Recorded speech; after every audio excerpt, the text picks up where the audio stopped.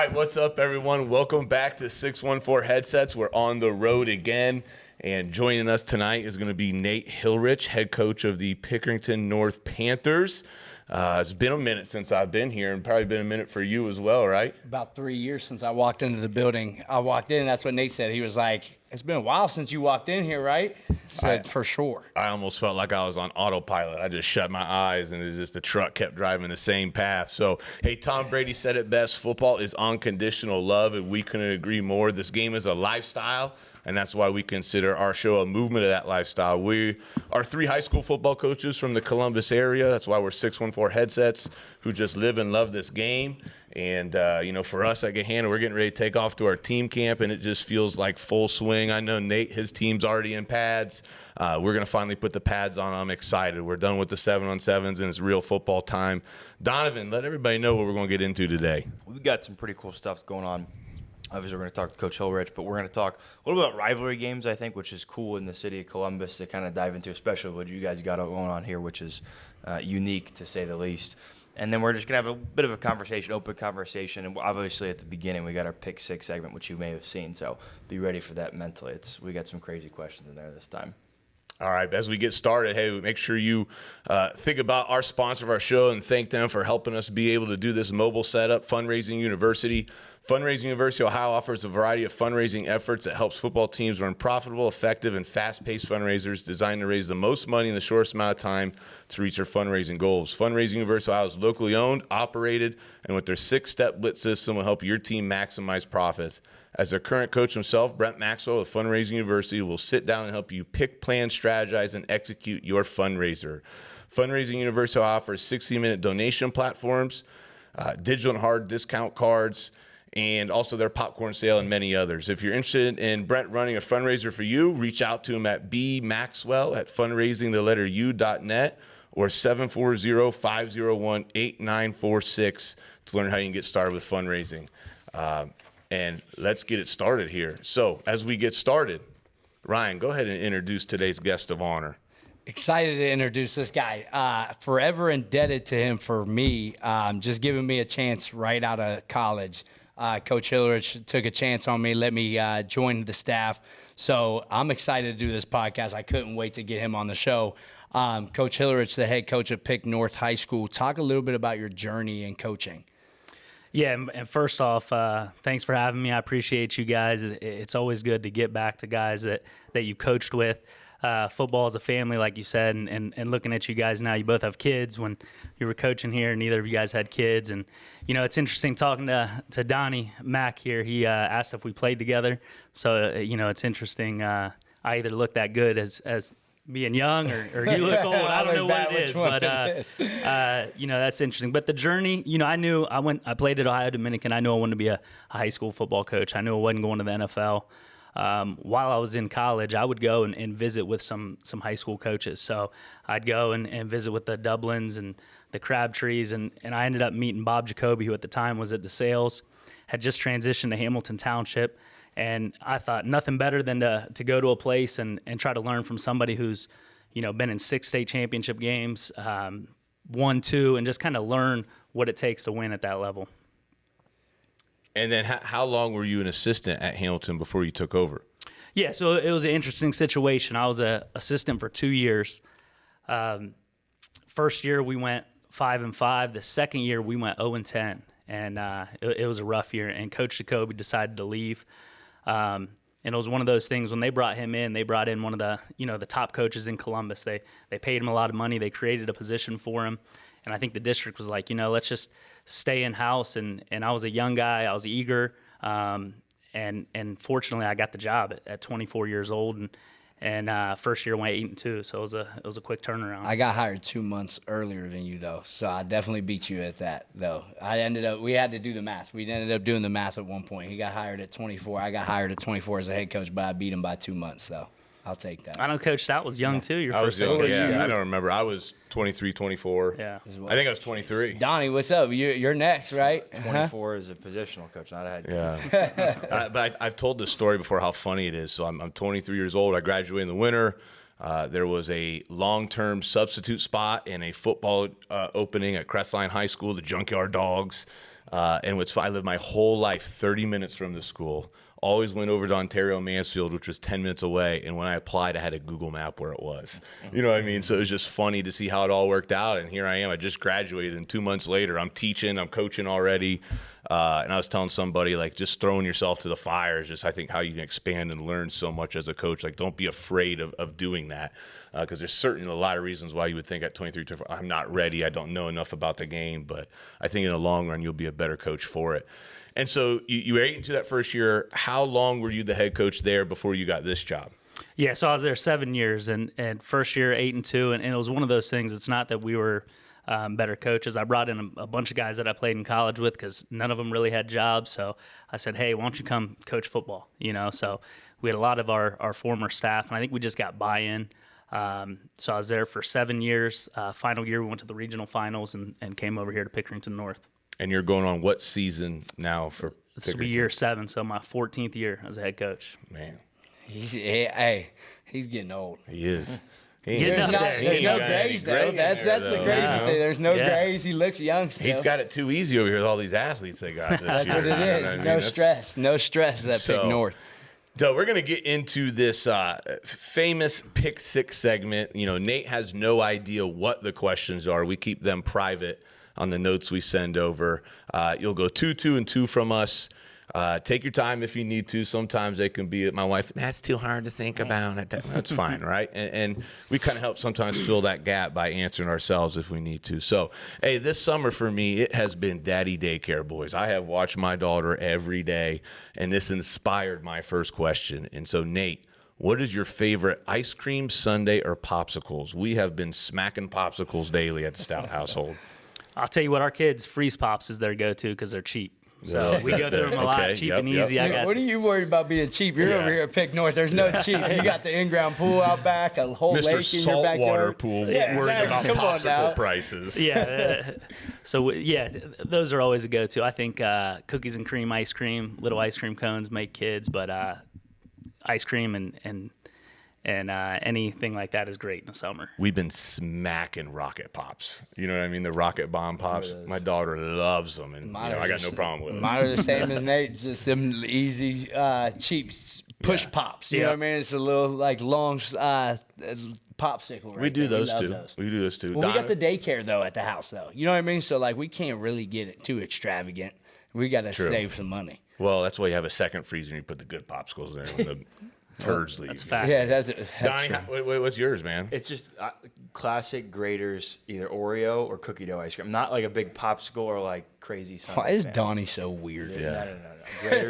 Grader's, either one of those two options is best. Those are good options. I like those. Grader's is expensive. That's my wife's go-to. That's some expensive ice cream. If I really feeling like I want to pleasure myself, no pause, sorry.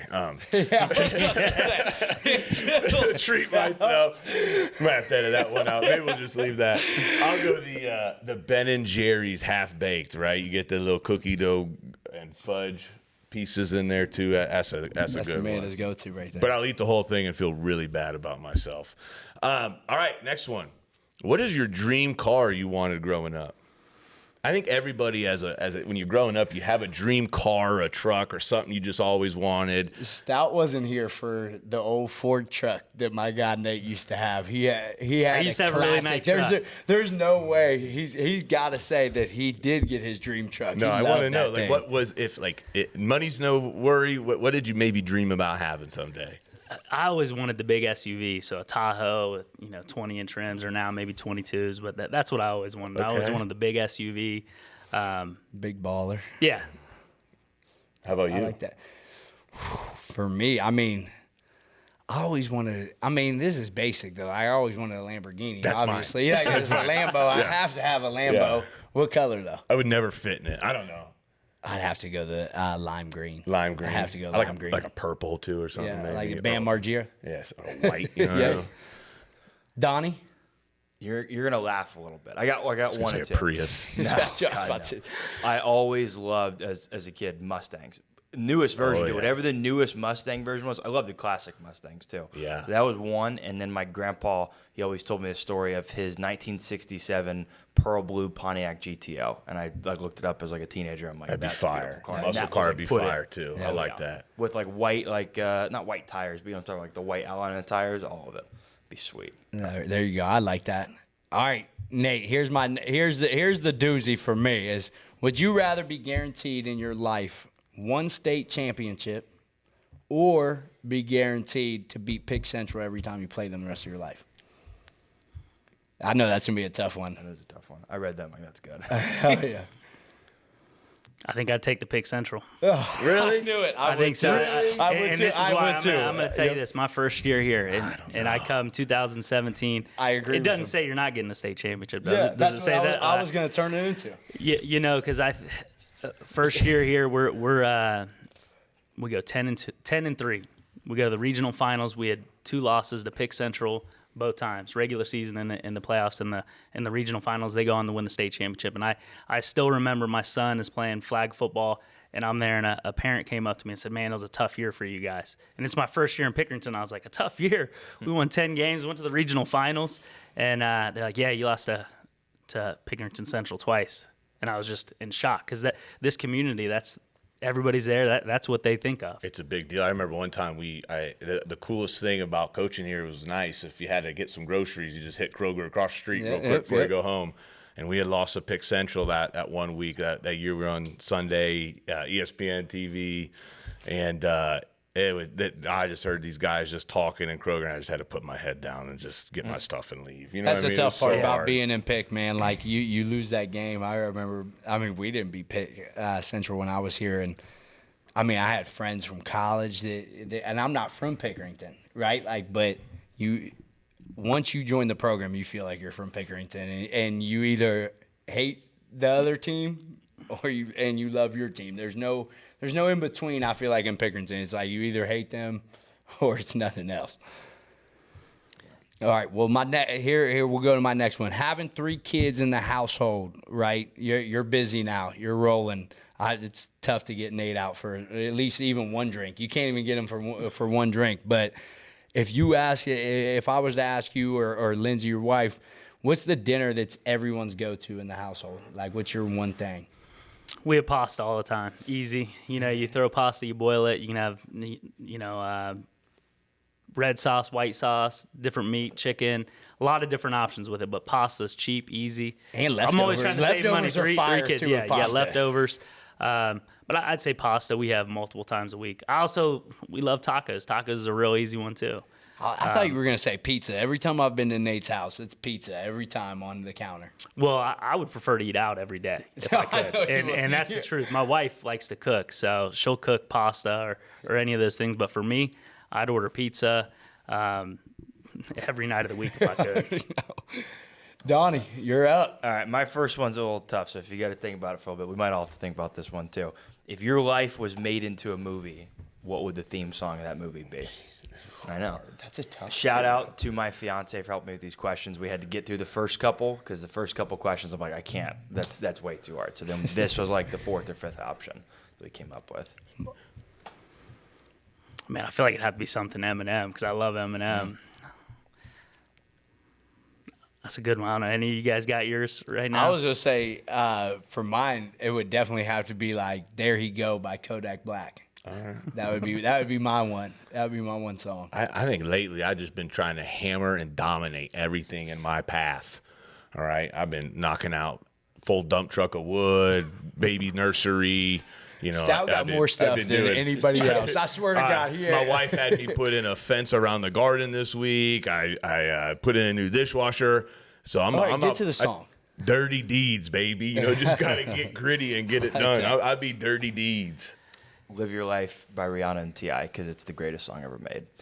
Saying I've had for a while, it will be played at my wedding and my funeral. It's my favorite song of all time. So whether or not it fits a movie made about me, it'd be played as the theme song. All right, okay. That's a good one. Did you pick yet? You just said I probably, Eminem. you know what? I might go with Jay-Z, Run This Town. Okay, I like that. I I like like that that. That's a great choice. Okay. That's a good choice. Hey, that's the pick 6 with Nate. And I thought Donnie had that. Donnie got one more. I got one more. Oh, that's I probably was trying to 5, cut big guy. Donnie This off. one's That's a little my- easier, I I apologize, think. Donnie. If you had to coach high school football in any other state, which one would you pick? Couldn't do Ohio. You got to go somewhere else. Man, that's a good one. I'll tell you what, I ask the college coaches that come in, I ask them all the time. I say, where's the best place to coach? I think for me, I think the easy one to say would be Texas or probably Georgia because they take care of the coaches so well. You get to practice during the school day. But I think Nashville because I think it's a great place to live. I wouldn't mind living there. It's a little warmer, better conditions than here. Very similar to Columbus, nice suburban schools. So Nashville. I like that. That's a weird answer. I never would have guessed. That's a good question, Donnie. That's a good question. I like that. That's good. You really pulled it off. Did you do Finally. that, or is that your fiance? My fiance. That's why she's so much cooler than you. All right, Donovan, get us into this main topic here. Yeah, when we talk about rivalry games, we all have it from experiences in college or, Buckeye fans with seeing it in town with Ohio State, Michigan, or whatever it may be. But then when I feel like you're a coach at high school, it takes on a new meaning to have a rivalry game. And specifically here, the rivalry that's in this town is something that has been talked about, and it's almost like a myth at this point of how historic it is, how much value there is to it. And so I kind of want to get into that a little bit and just talk that. I mean, the rivalry here and in general at rivalry games. But one of the questions on here is there anything that you guys do year-round that kind of brings attention to this rivalry, that kind of keeps it at the focal point? I remember, I think it was Urban Meyer would always do something with the Michigan game. They'd always do... They had a Michigan period. The Michigan period, yeah. They'd always have a GA. I don't know if this one was true. They'd always have a GA, like, studying Michigan every week. And now Michigan has a Georgia period. I saw that this year that they're working on. That's corny. That's corny. But is there anything you guys do as a program that, or that you've seen in the past that you guys do to kind of put that at the focal point or really instill in your team, like, hey, you may be new to this program, you may be a freshman that's coming up, and I know you know about the rivalry, but this is what it really means to work for it and to work towards it? Yeah, right now we currently don't, but I think we tried everything. So it took my 5th year, we beat them, and the first 4 years, I think we were trying everything. We tried the Michigan period. We tried the same music. I think the LL Cool J song that Ohio State played. We were playing Ready for War in the locker room, different things. We tried it all, and I think you go back and forth. Are you putting too much emphasis on it? And like you said, we play a real tough schedule. We opened this year with Elder, so it's tough for us to take maybe 10 or 15 minutes to work on something that's so far down the line, it seems at the time. So nothing pertinent like any of those stories though. And that's kind of the question I had. I think I've noticed with high school kids, and I think about that with game one sometimes too. Like you kind of touch base on it. How do you make the game a big deal, but make sure you don't over hype it or psych out your own players? Yeah, I think even us this year playing Elder, I think we did a study. There's only been 3 teams beat a GCL school from down in Cincinnati, Elder, Moeller, or X. It's Hilliard-Davidson, the year they beat Elder to win a state championship. Pickerington Central's beat all of them a few times, and then DeSales beat St. X. So, going down there to play, it's a really, really tough game. I know Gahanna's played a few of those schools. And it's not overhyping the game. And going into a stadium, the pit we're going to go to, there's going to be 11,000 people there. There's no track, no sideline. So how do you keep your kid's head? That's the question that you want to make sure you don't put too much emphasis on it, because win or lose, it's week 1, you got to get ready for week 2. So I think that's where it's a fine line. But I do like having a week 1 game matchup. That's a really big game because I think it gives you something in the off season, to work for instead of playing. Yeah, it's an awesome environment. Wait till you're there. I just remember the year we were there. So we played them the first year. We had a dead to rights beat at Gahanna. Hail Mary the back of the end zone. Questionable how we got to that point, anyways. But then we go down there year 2 to the pit. Right, did it all wrong. Took our kids to a buffet for a meal before. What I mean? It was our first time going on that long of a trip. And so we've changed how we even travel now based off of that. And we go there. We're there so early. Like, what I mean? We just got there so early, waiting around, almost lulled us to sleep, I think. They were clearly a way better team this year for sure. And I just remember walking in, the pit is, they're right, man. It is a top 25 stadium in the U.S. And then I just know, like, I'm like, where is everybody? You know what I mean? Next thing I know, the entire student body runs out with the team. And it's like, from that point on, it was just like, go ahead and start the buses. Like, I mean, this quarterback rolled out, threw it across himself, back of the end zone, threw 3 people. I'm like, it ain't our night, guys. You know? You just brought up, sorry to cut you off, but student sections, and this is one of my favorite things about Pick North, Pick Central football game is the student sections. And not in the game, but the fact that they play a football game between the student sections at the local park right here. And I think that's one of the coolest things that happens. And I actually, my first year when I was at Pick North, I actually went to the game and like watched it. And it was actually legit. They actually fly around. Nate, how much do you like hear about that game being played? I know it's huge, especially seeing Twitter and everything. That the student section game, like, what do you think about that? I mean, that's just what makes it a really cool just week, the rivalry, because all the other extracurricular things that kind of, as a football coach and the football team, you want to block out. But, you know, the student section, they play the guys game, and then they play a girls game now, full tackle. The police know about it. They shut down Victory Park. It's incredible. Just the thought. I mean, at school, the kids are walking with leashes with tigers, just walking around like, you know, stuffed animal tigers around the school. So there's some really neat things that go with that week. And not even only that, like I always remembered what we ran out of. The paper that the cheerleaders made was always something pretty vicious. I loved it. I mean, it just being a part of that, the rivalry is huge here. Like growing up in it and everything. And how do you think your players do during the game when they know each other and they've all played against each other? How do you think that has like an effect on the game or them playing? Yeah, I think that's what makes it so special. I mean, the kids grew up playing. I still remember my first year. I go to Jimmy Wyrick's graduation party, and you got Xavier Henderson, who was just at Michigan State. I think he might still be there. But all the kids that played at Central were at his graduation party. They're all friends after this, you know, and they still talk about their memories when they were on the same team. And you know how Little League football is. They would load up one team. So a lot of them played together. You know, Jack Sawyer and Lorenzo Styles played together growing up. So all those things make it just a neat deal where the kids actually, you know, they have a really high respect for each other. You know, they think they obviously know that it's a big game and it's a lot to it. It's the parents that can be a little too out of control and want to fight or do some other things. It's big. I remember the year you mentioned that it was year 5 that we beat them here. I just remember I was up in the press box and the game had already started and there's cars still trying to get in. Like literally, I've never seen this year. Like they were parking people in every space of grass they could park. And I remember looking up and there were hundreds of cars still trying to get in. It was already packed. And I'm like, this is insane. It was like we talked about most memorable moments last night. In terms of, it's one of those games I can remember thinking, because I had this perfect view of seeing the street and seeing everything going on and seeing the whole stadium from above. And it was one of those high school moments where I was like, oh my gosh, like how breathtaking it was to be in that big rivalry game and that atmosphere. And it's probably something I'll never forget, just that quick visual of that. Yeah. No, I agree.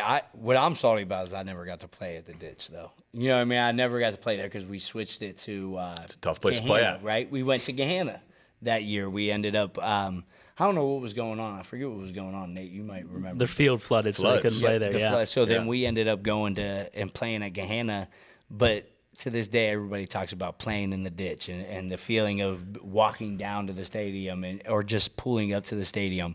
And that's one thing that I'm sorry I never got to do. How do you feel about playing at the ditch? Are you happy they're switching stadiums now? Everybody getting turf out here? Are you happy of the switch? Yeah, they're playing there this year, which we play them at home this year, but they're going to play at least one more year down there. But, you know, there is something about the traditional stadiums. I feel like, you know, in Central Ohio, they're building a lot of the stadiums are just cookie-cutter stadiums. They all look the same. There's no tradition like the Elders, or if you go up to Maslin or Austintown Fitch, that have some really neat Mansfield stadiums. Senior, the Arlen Field and stuff incredible. Like that. Yeah. So there's something about that tradition where nothing against the Olentangies or, you know, Hilliards, but everybody's just building the same stadium. So there's, you know, when you're walking down a hill, I mean, I think we had a couple players fall down, going down the blacktop. Go down the grass. Go down the grass. It's dangerous. Your legs are burning, so it's a different atmosphere. It rained the one year we played there, and it was sloppy. I remember it turned into a mud bowl.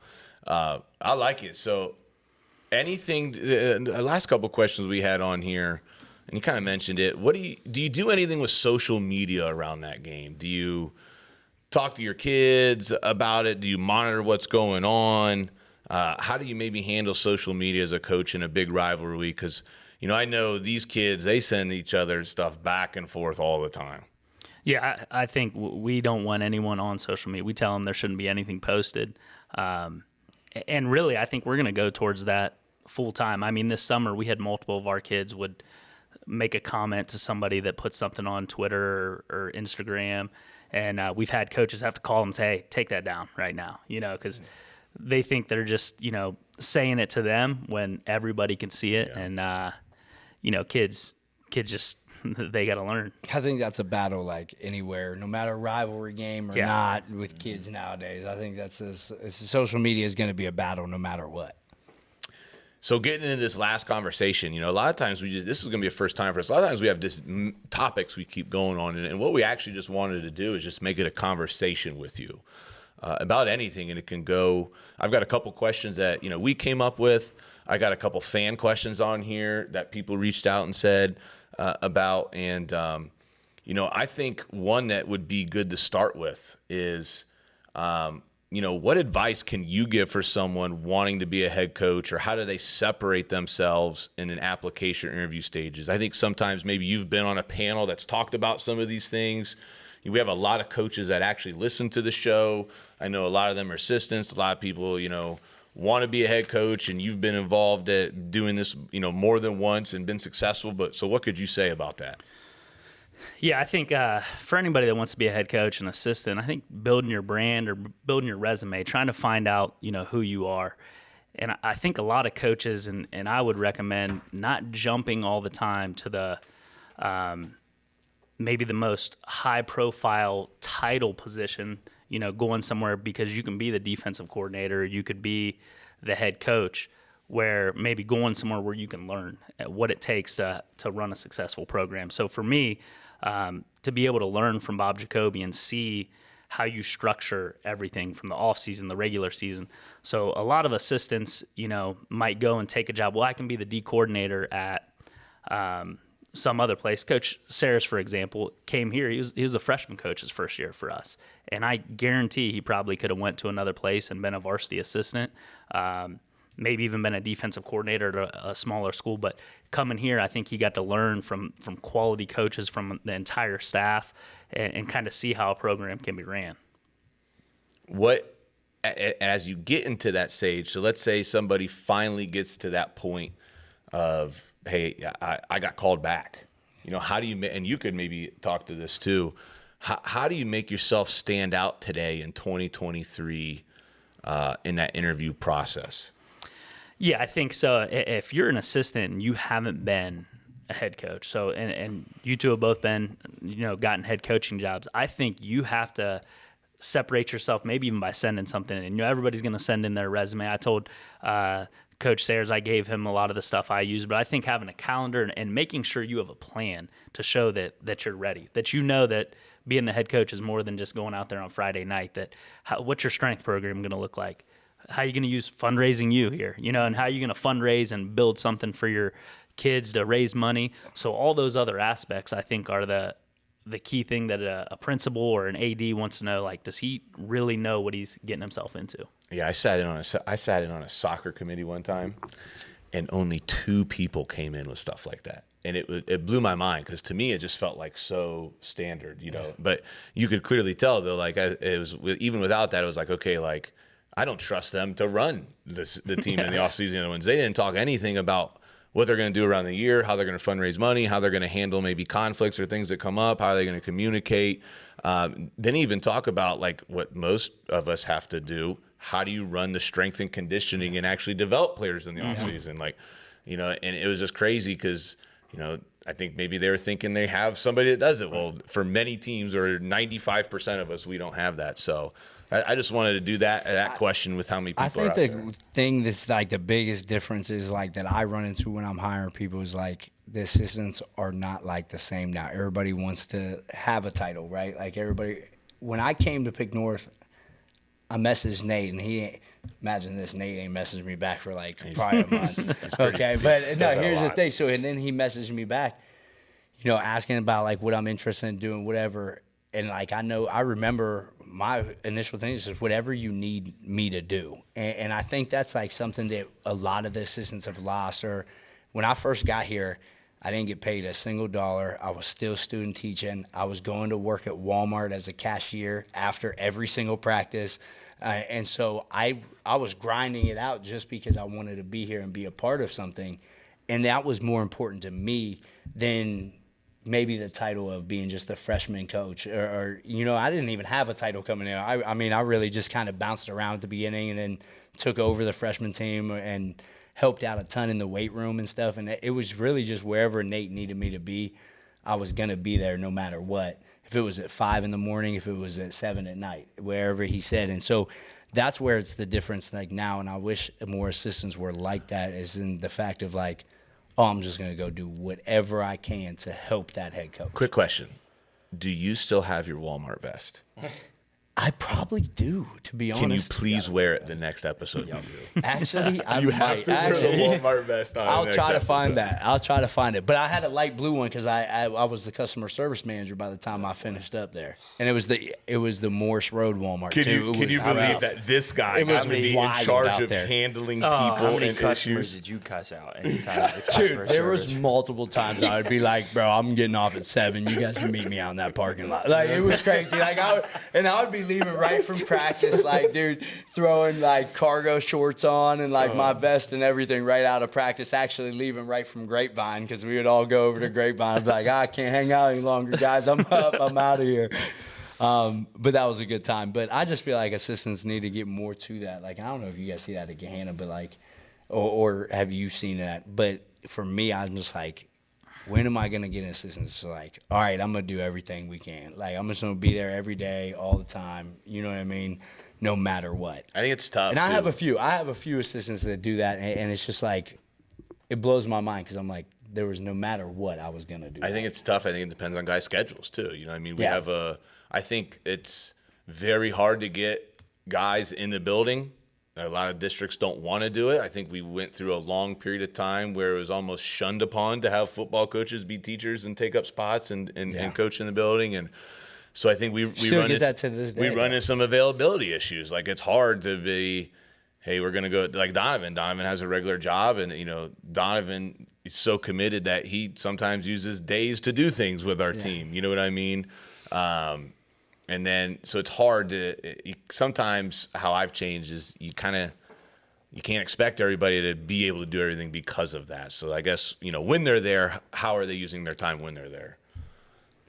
You guys talk about the grind a lot and like that aspect, and then like you said, working other jobs, and it had me thinking about the question on here. But in general, so this is my second year coaching, right? You guys have way more experience doing this than I do, and I still think I saw a lot of what it's like to be a coach, just in general for high school last year. But one of the things I wanted to kind of open ask you and everybody else is, what do you think people who don't coach high school football specifically, or any high school sports, even if they played the game, what's something you think they just don't get about what it takes to be a high school coach, not just a head coach or a coordinator, but just in general? I think there's a lot of misconceptions about like, oh, it's fun, it's the Friday night, but then you see the grind where you're working at Walmart as a customer service rep, or you're taking vacation time or doing whatever, and they don't see that behind the scenes. I think it's the time outside of football, and I would guarantee, especially once you have kids, and everyone knows you practice, so you're going to be here at practice. But then it's on Sunday night when you're putting in the practice plan, and how much time is spent to plan out the scripting the practice. So you're putting all the plays in, and I know Coach Stout spends countless hours. So all that time is spent just to get ready for practice, and that's what you get frustrated as a coach, because then practice doesn't go the way you want it. Exactly. And it gets you going, but it's all the time outside of that, because it's a lot easier. I know sometimes I think some coordinators have told me this, and head coaches, that it'd be easier to just show up, maybe as a position coach, and just coach the linebackers. And somebody tell me like, hey, this is the schedule. This is what we're doing at inside run. This is what we're doing at team. Where, when Coach Stout was with me, he's scripting all the inside run, and there's a lot of time that he has to put in outside of just the hours when we're actually here. I would say, I think I would say the time as well, and it's the time that people don't see, and it's the sacrifice of that time, like it's going to come at a cost too. Like it's going to come at a cost that you're not with your family. Right. It's going to come at a cost that you're not with your kids. It's going to come at a cost of, hey, on Sunday I'm doing this for 8 hours, and I might take a couple breaks to hang out with my kids or help my wife with something, and the time it goes into it. And like what you said too, you put all that time in, and then if it doesn't go well in practice or the effort's not there, you can take it personal too. But, I would just say too is parents, I don't know if the word is expectations or what, but like, nobody here is Bill Belichick.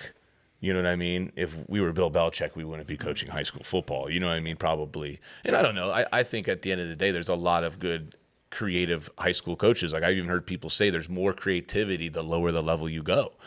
But I think what people have to realize is like we care a lot, and we're human. We're going to make wrong calls. We're going to, in the moment, make a mistake that we have to learn from as coaches and reflect on.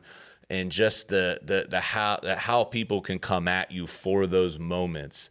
Like I'll tell you, like you talked about, 10-2, and they told you, not a great year or whatever, right? Well, we were 13-2, and I had a parent jump me after the awards night, and I'm like, we just did something that hasn't been done in 40 years in this community. You know what I mean? With a player that played in almost every game. So just understanding that we care, we love these kids, we're passionate about what we do, but we are human, and we're not going to do everything perfect. Yeah, I mean, I agree. All those things are spot on. I think like the expectation of the parents is probably the hardest thing to manage right now in the game, because everybody sees it as their ticket out, right? Like they see their kid as a ticket out, maybe with the NIL deals and things like that. And so it does get brutal. But, I always remind my parents I didn't try to lose that game, right? Like there's no reason why I would go into a game and be like, oh, I want to lose this game. No, I put all these hours in. I just put 14 hours of film in this week. If I thought that was a bad call, I wouldn't have called that call. And I think that's the thing that like frustrates me the most. And then also like, I kind of try to spoil my assistants over there. Like, you just got to come to football and coach. You know what I mean? I'm going to paint the practice field. I'm going to water the game field. I'm going to make sure everything's perfectly set up for you. If you tell me what drills you're doing, we're going to make sure the field's ready for you to come in and just coach football. And I think that's also a different part about, like, environmentally wise, everything's going to change, like, no matter what school you're at. You're going to put more time into certain things or less time into certain things depending on where you're at. And for me, I think it's a lot more of the behind the scenes and also working with my kids emotionally in the city is probably like the toughest thing to navigate also as a head coach, I would say. And just the matter of getting everything ready when you play on grass and trying to keep everything perfectly aligned, and especially practice field. You don't want to paint that, but every Monday, Thursday, it got to get painted. I bought a can of spray paint out to our field for our first practice with a tape measure because nothing was lined. So I feel you. I feel the pain. How many times did you do that? Just once. Oh, yeah. I'm on to number 11 this year. I've painted my practice field 11 times. Let's get into – I had this down, and I want Nate to kind of take over, and have him talk. Yeah. But, this year your motto is details. And just talk to us about – just talk to us next year about your team. Talk to us about details, what that means, what was the decision that went into it, and how are you implementing that with your team? Yeah, and really we kind of stole the motto from TCU. So last year I was watching a story on them, and probably before the football playoffs, and they all had it on their shirt, and they were just talking about doing all the little things right, not necessarily on the field, not taking your first step correctly, but picking your water bottle up or your trash up, closing your locker, all those things. And we talk to our kids. We return I think a good football team. We're always going to have great players here, kids that work hard, do whatever they're asked. But I think for us, if we want to take the next step, and really, push to be like to compete with the St. Ed's and the top teams in Ohio, then it's going to be the small details and doing the little things right. And that's what we want our kids to focus on. And it was really in the off season. It was, your foot's behind the line, that when you leave the weight room, everything's better than it was before you got there. So just kind of emphasizing all the details in every single thing they do. How do you think you've adapted as a coach over the years, and what ways have you adapted? This was a fan one. I think it's really good. Yeah, I think that's the key for any good coach. Like, if you want to have longevity, if you want to, this is going to be my 14th year as a head coach. You're going to have to adapt because the kids change every year. You get new players. You lose a quarterback. Your running back that was a stud maybe graduates. Your numbers change, so you got to change your practice plan. I know you and I have had conversations, so every year you're always adapting. I think that's what makes a great head coach, because you're going to get input from your assistants. But it's how do you adapt year to year based on your team. Sometimes it might be, hey, we're running a 3-man front this year because we don't have enough D linemen. So I think in everything aspect, you got to, evaluate your program, see where it's at, and what do you need to change to fit your kids and your players best. Who do you guys have week 2 after Elder? So week 2, we get Pine Richland comes here, who won the state in the Division II level in Pittsburgh. Then we play UA, then Pick Central. So it's a tough run. It's never easy. No, and Never I think, easy. yeah, I think we have one of the best, Never. maybe the best league overall in Ohio. With Gahanna went to the Final Four, New Albany went to the regional finals. If you look across, I think I was talking to Coach Ward about this last year. I think every team from our side of the division beat a league champ from other divisions. We beat UA. I think you guys. Who'd you guys beat? You guys beat one of the league champs from another league. At one point in time, we were all like fighting for like the top. It was like 3 or 4 out of us were the top 5 in the region too. It just kept moving around almost the whole year. It was crazy. New Albany beat, I think, Marysville, who won their league. It was one of those things. It's tough. What Grove City was in the top 8 of our region. So, Coach, I got one last question for you. What is the toughest loss you've ever had as a head coach? That's the extra point question. That's it. That is. I Yeah. had this in my mind. That was going to be my pick 6 segment, but I know which one I would choose in my time here. But I want to know which one of yours is. you know what?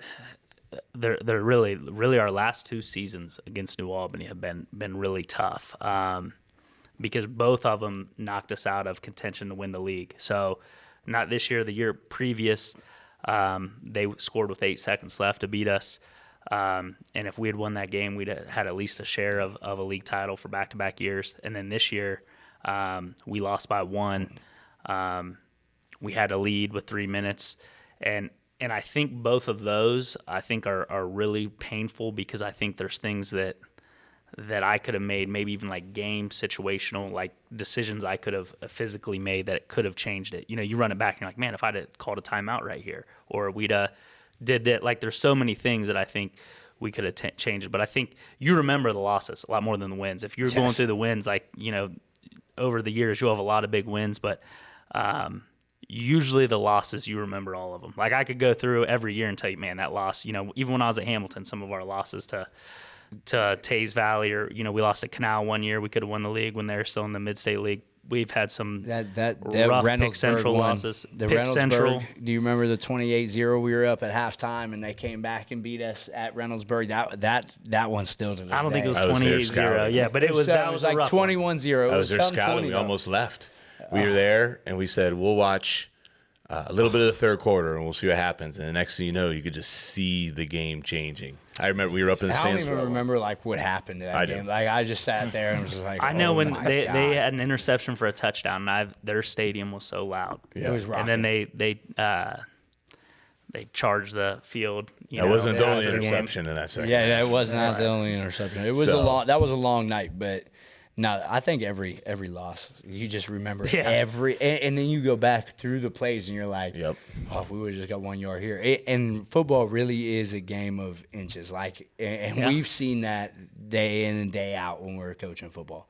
This has been something we've been talking a lot, and we've talked with other coaches, and we've learned how football is in Texas and in Tennessee.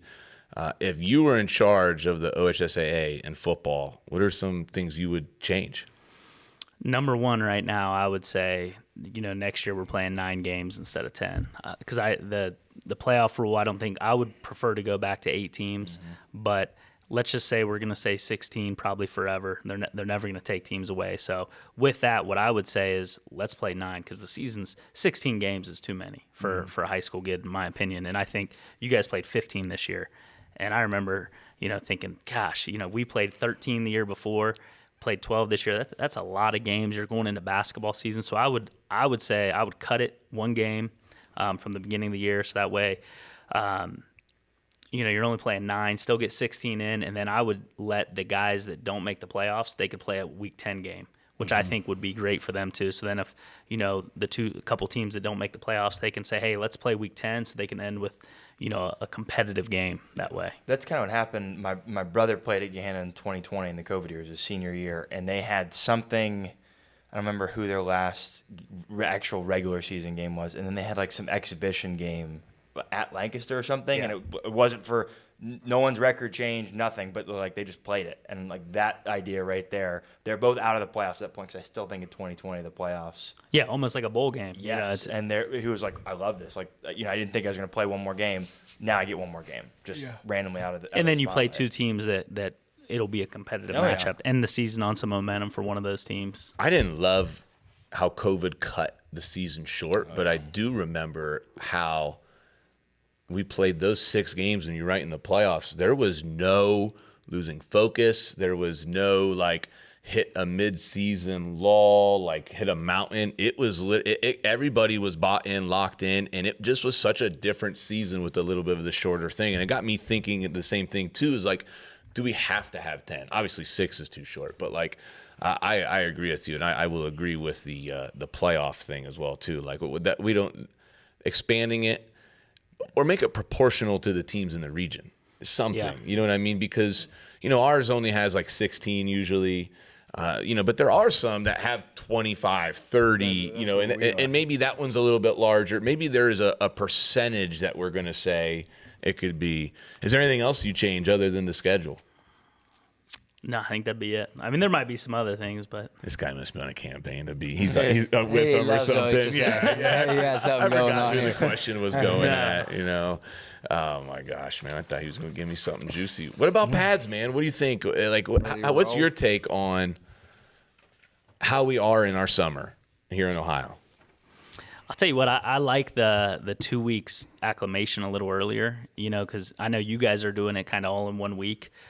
We went with the idea of we're spreading out 2 weeks, and just 2 days each week where we're doing some pads, and then that way the next day we can just lift, condition, watch film, and still kind of have a summer. I think one of the things we did this year that you talk about adapting and changing, we went to Fridays off this year. I've always went Monday, Wednesday, Friday all summer. We went Monday, Tuesday, Thursday, and I thought our kids He took that from me. There we go. I gave him a little something for once. That's right. We're always looking to see what people do. But I think those things, that was big for us. But, we scrimmage on the 4th. It's going to be here. It's here. Before. It's here. It's here. It's here. It's no joke. I remember I was just like a month ago, right? Like, oh, it's June. We're good. We're in a great spot right now. Now I'm like, oh, my God, we line up next week. I got one last question, and if you guys have anything, you can ask it. This is something I really wanted to ask. Like, how do you approach coaching high-profile high school players or these next-level players? Like, you have them every year. We've been here with some of them. And I'm asking this because you hear coaches say all the time, you got to coach and treat everybody the same. But really, can you? Because I think some of those players are in a different situation. They have a lot going on. They have a lot of pressure on them. Like, we saw the pressure change our kids like I've never seen before, wrestling with decision of where to commit. And so my ask to you is, do you treat them exactly the same? Do you treat them the same as everyone else? Can you even do that? Or how do you just approach handling the kids at that level? Yeah, I think, I don't think you can treat every kid the same in general, just how you do anything, just because kids are so different. But when I was at Hamilton, we had a kid go to Louisville and we had another kid go to Bowling Green. And it was so not normal to go Division I that it was even different there. It was almost so much harder, where here it's pretty. We have right now there's 5 kids from Pickerington that are at Ohio State. So going to play Division I football, Pickerington kids, they almost expect it, So it's a little, I don't want to say easier here, but you have a little more talent, and it's a little more normal to, have a kid go commit to play at Illinois or wherever it may be. But I think it is tough. I mean, if I'm coaching, Ryan Sayers at Austintown Fitch, I like that kid that has a little bit of a chip on his shoulder. He's 5'11", 195, thinks he could play Division I, and he's out there smacking people first team all Ohio. But I like Bleached hair. Just coming out there just dirty, grimy, just straight savage. That's it. You want those tough, nasty that have a little chip and play with that. Now, not saying that we've had kids that still play that way that are maybe going to play, at Akron or Ohio State, but those type of kids, and you can tell when we play some of the teams, when you play it used to be Hilliard Davidson that kind of plays that different role. Like they have a chip and they're like, oh, these kids are going to play.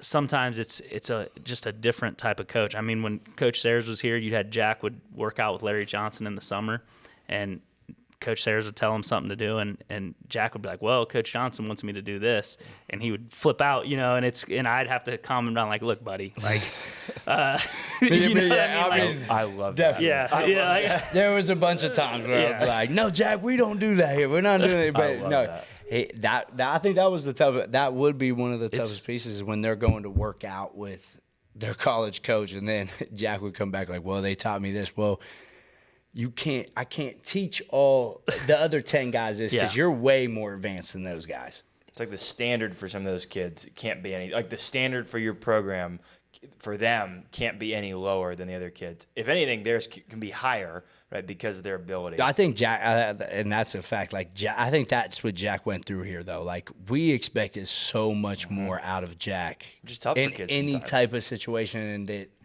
he might, if he ended up jogging a rep or something like that, which Jack rarely did. I'm just making something up, but if he did something like that, I think we would all jump on him way more than we would a guy that might be on the second string or something like that, just to show that he's not better than everybody else. And I think that's a testament to what Nate has done here. And we had a ton of D1 dudes, right? Tyler Foster, Ben Johnson, Jack Sawyer. You have all these D1 dudes, but finding a way to treat them like they aren't better than everybody else was hard. Well, you got to build a relationship, and you got to get them to buy in, because if they don't, you're in a bad situation, because obviously you need to play them, and if they're trying to go against the grain of your program, it can ruin a program. And that's how you see some of the programs that have had a lot of really good players and not won a lot of games. Yeah. Any best guy, anything? All right, man. Nothing. Sayers, wrap it up. Coach, thank you, Coach Hillerich, for joining us. Arguably one of the best coaches in Central Ohio, or even just a regular Ohio itself. But thank you for going over the rivalry with us, and also talking about a little bit of what it means to Pickerington North, and as well as just having an open conversation. That was our first one. We do appreciate that. Everybody, make sure you guys subscribe. You guys watch our video. Give us our views. Give us our comments. Make sure you let us know what you want to hear next time, what you want to see that's better. Also, shout out to Fundraising University, my guy Brent Maxwell. Make sure you guys get with them if you want to maximize your fundraising efforts in your program. But that'll wrap it up for tonight. Yeah, thanks, Nate. And we're going to talk a little bit, probably on the next podcast, we're going to talk a little bit about how season one is nearing to a close, as we're all getting ready to start. And we've been going for months talking about what are we going to do in the fall. And I think we figured out a plan that isn't a complete stop, but definitely doesn't sacrifice our programs, our kids, our significant others, and things like that. And so we'll kind of let everybody know, like, kind of what we're going to do moving forward. So I think the next episode we're going to be talking the super offense, right? I was going to say, send us our all-gas offense. Yeah, I got a couple texts already that oh, this guy better be on your guys' all-gas stuff. That got a lot of views and a lot of comments, and so I'm going to reach out to, and we're going to talk how we're going to split that up tonight too. So we've got this episode, we got the all-gas offense, and then we're going to talk about the fall. So thanks, everybody. We'll see you later.